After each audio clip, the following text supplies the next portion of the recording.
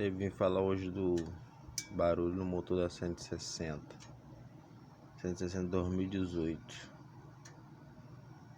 Quando você liga ela,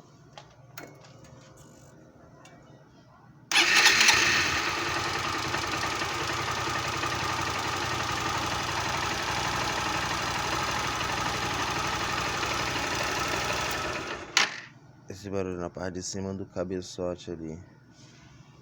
Depois eu vou vir com um novo vídeo aí mostrando como tirar esse barulho.